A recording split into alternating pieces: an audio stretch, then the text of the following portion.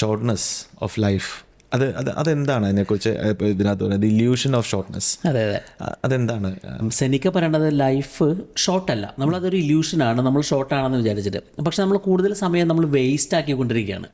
അതായത് നമ്മൾ ഷോർട്ടല്ലാത്ത ലൈഫ് നമ്മൾ 3 കാര്യങ്ങളെ കൊണ്ടാണ് മെയിനായിട്ട് അന്നത്തെ ഒരു ലാംഗ്വേജിൽ തന്നെ പറയുന്നത്. അതൊരു യൂസ്ലെസ് സഫറിങ് എന്ന് പറയാം. ഓക്കെ. ഇപ്പം നമ്മൾ ഉപയോഗമില്ലാത്ത അല്ലെങ്കിൽ നമ്മുടെ കയ്യിൽ കൺട്രോൾ ഇല്ലാത്ത കാര്യങ്ങളെ പറ്റി ആലോചിച്ചും വറി ചെയ്തും നമ്മൾ സമയം ചെലവഴിക്കണം.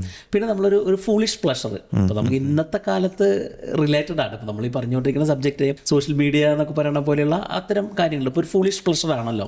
അതിനൊരു പ്രത്യേകിച്ച് ഒരു ഡെഫിനേഷൻ ഒന്നുമില്ല. It's foolish. അങ്ങനെയാണ് അത് അന്നത്തെ ആ ഒരു തിയറിയിലും പറഞ്ഞുകൊണ്ടിരിക്കുന്നത്. അങ്ങനെയാണ് ആ ഒരു ഫൂളിഷ് പ്ലഷറിനോ ഒരു യൂസ്ലെസ് സഫറിങ്ങിനോ അല്ലെങ്കിൽ ഒരു സെർവിറ്റ്യൂഡ് ഓഫ് അതേഴ്സ് എന്ന് പറയാം.